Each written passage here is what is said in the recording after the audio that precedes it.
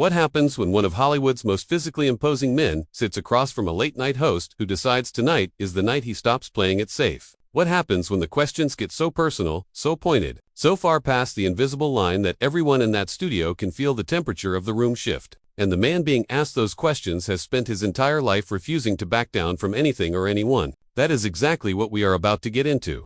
Because what unfolded on the set of Jimmy Kimmel Live was not a standard celebrity interview. It was not a back and forth about movie trailers and funny anecdotes. It was a confrontation, a real one. And it escalated in a way that nobody in that audience, nobody watching at home, and apparently nobody on that production team saw coming. Dave Bautista has never been the kind of person who fakes it. That is something anyone who has followed his career, from his years inside a professional wrestling ring to his rise as one of the most compelling actors working in major Hollywood productions today, already knows about him. He does not do the performative humility thing. He does not laugh off things that bother him just to keep a room comfortable. He has spoken publicly about struggling with insecurity, about the difficulty of being taken seriously as an actor, about the chip on his shoulder that never fully went away, no matter how many blockbusters put his name above the title. That rawness, that refusal to put on a polished front, is exactly what makes him watchable. It is also exactly what made this particular night so combustible. Jimmy Kimmel has been hosting his show long enough to know how to read a guest. He knows when someone is loose and when someone is guarded. He knows when a line of questioning is going to land as playful ribbing, and when it is going to land as something closer to a provocation. On most nights, he navigates that with the kind of ease that comes from doing something for years and years. On this night, either he miscalculated or he made a deliberate choice to push, and the question of which one it was matters enormously to how you interpret everything that followed. It started with the kind of opener that seems harmless enough on the surface. Kimmel welcomed Bautista out to genuine applause. The crowd clearly warmed toward him, clearly excited. There was a moment of small talk, brief and light, the sort of thing that is designed to settle a guest in before anything of substance begins. And then Kimmel leaned slightly forward and said, with a half smile that could mean absolutely anything, "So I have to ask you something. And I want you to know this comes from a place of genuine curiosity, not trying to start anything." Now, any seasoned viewer of late-night television knows that sentence is a warning. Anytime a host prefaces a question with a disclaimer about their intentions, you can be almost certain the question is going to require a disclaimer. Bautista seemed to know it too. He shifted almost imperceptibly in his seat, not tense exactly, but alert. He nodded slowly and said, "Go ahead."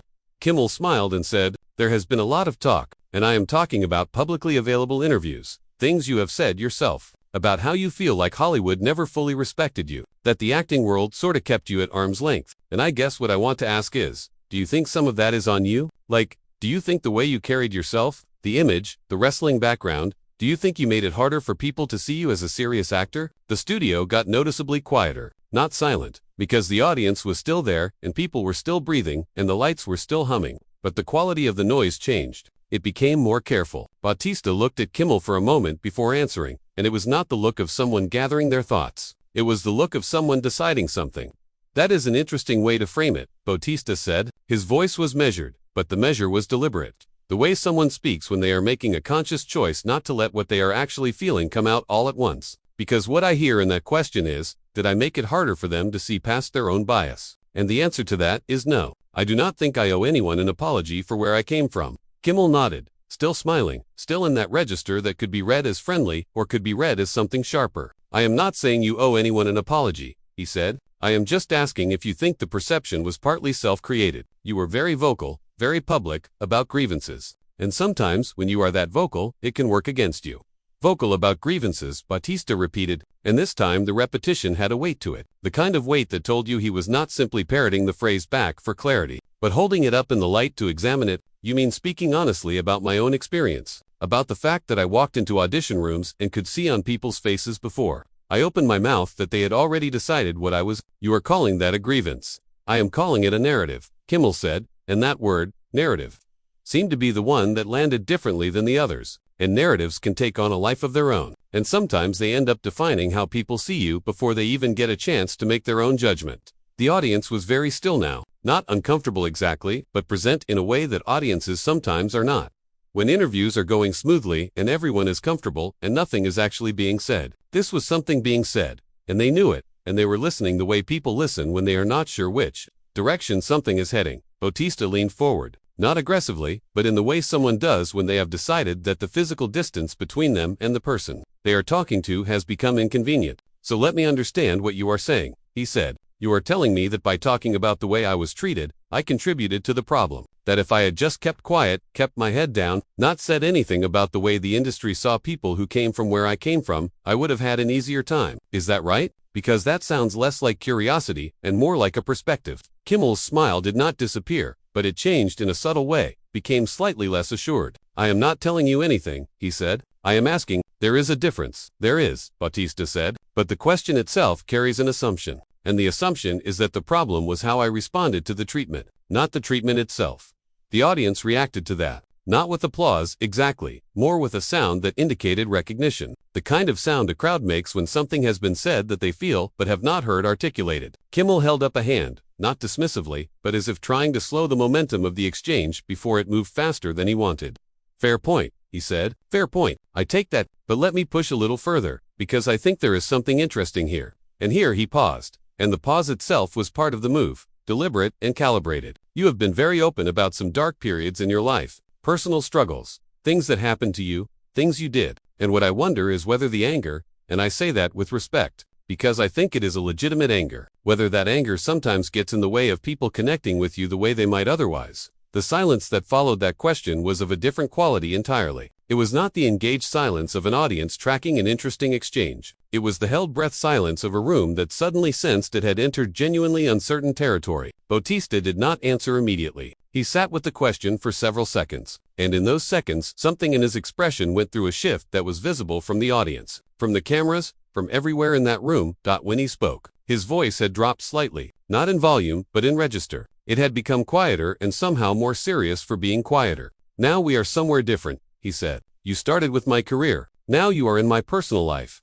Those are not the same conversation. Kimmel kept his tone even. They are connected, though. That is my point. The public and private versions of a person are always connected, and you have made both public. I chose what to make public, Bautista said. That does not mean you get to use it however you want.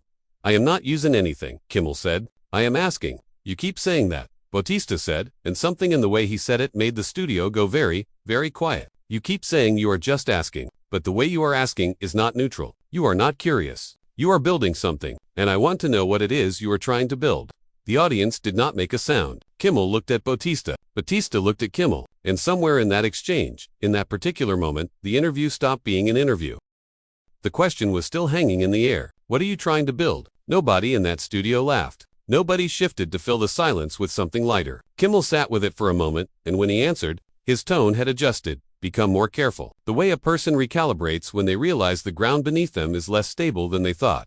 I am not trying to build anything, Kimmel said. I think you are reading something into this that is not there. This is a conversation. That is all it is. Bautista nodded slowly, the kind of nod that does not indicate agreement but acknowledgement. All right, he said. Then let me ask you something. You have had me on before. We have sat in these exact seats. We have talked about movies, talked about training, talked about things that were actually fun to talk about. Tonight you come in with questions about my psychology, about whether my anger gets in the way, about whether I made my own problems. So I am curious. What made tonight the night for this particular line of questioning? It was a sharp move, and the audience recognized it. Bautista had taken the exact structure Kimmel had been using. The probing question wrapped in a disclaimer of innocent intent, and turned it directly back on him. Kimmel was quiet for just a beat too long. Honestly, Kimmel said. Please, Bautista said.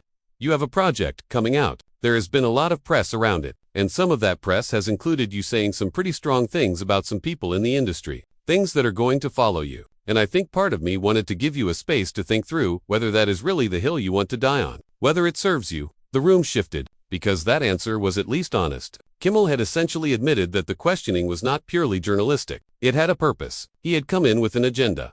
Even if he believed that agenda was in Bautista's best interest. Bautista looked at him for a long moment. So you are looking out for me, he said.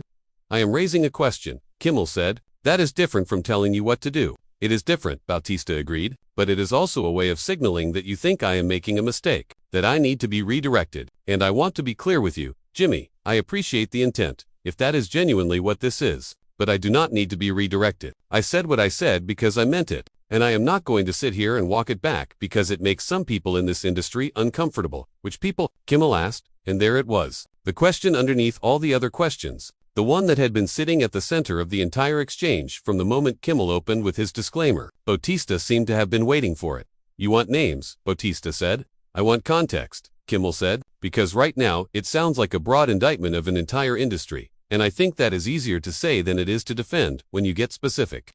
I have been specific, Bautista said. In interviews, in my own words, I have talked about specific experiences with specific people, and those people have not come out to deny any of it. So the record is the record. The record is your account, Kimmel said, and his tone carried just a trace of skepticism. That is not the same as the full picture. Bautista's jaw tightened visibly. Are you suggesting I am lying? No, Kimmel said quickly. I am suggesting that every story has more than one side, and when you go public with something that's strong, you open yourself up to people questioning the framing. Then let them question it, Bautista said. Let them come out and give their side. I have never asked anyone to take my word as the final word. I have given my experience, my perspective, but sitting here and asking me whether I am sure about my own life, whether my anger is clouding my clarity, that is not journalism. That is not even good conversation. That is someone deciding that what I went through needs to be softened because it is inconvenient for people who do not want to hear it.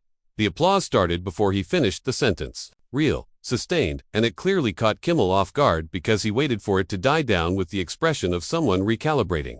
I hear you, Kimmel said when the room settled, but I think there is a version of this where you win and a version where you lose. And the version where you lose is the one where this becomes the story, where every interview, every press cycle, the conversation always goes here, instead of, to the work. And I think the work deserves better than that. Bautista was quiet for a moment, giving the point its due. You might be right about that, he said finally. I think about it a lot, actually. The cost of saying things out loud, the way certain conversations follow you and become the lens everyone uses to look at everything else you do. Kimmel nodded, and for a moment the exchange found a different register. Something more like two people actually talking. So why keep going? Kimmel asked. Why not choose when and how? Why not be more strategic about it? Because strategic is how things stay buried, Bautista said. I know what it looks like to be strategic. I watched people be strategic about the things that hurt them. Put it in a drawer. Smile. Keep moving. Make it easy for the people who did the damage to never have to reckon with any of it. I decided a long time ago I was not going to do that. Not because I need sympathy, but because there are people watching who went through the same things and were told to stay quiet, and I want them to see someone who decided not to be. The audience responded to that, warmer this time. Less a reaction to a debate point and more a reaction to something that felt genuinely unguarded. Kimmel was quiet for a moment. That is a good answer, he said, and he seemed to mean it. It is not an answer, Bautista said. It is just the truth. Kimmel smiled, and for the first time since the interview began, the smile seemed entirely unloaded. All right, he said. I want to go somewhere else with this. He paused. I want to talk about why people are still sometimes surprised by the depth of your work, because you have been doing this long enough that it should not be a surprise anymore. Something moved across Bautista's face that was difficult to read precisely. Not offense, not warmth, something more layered than either. You want to talk about why people are still surprised that I can act, he said slowly.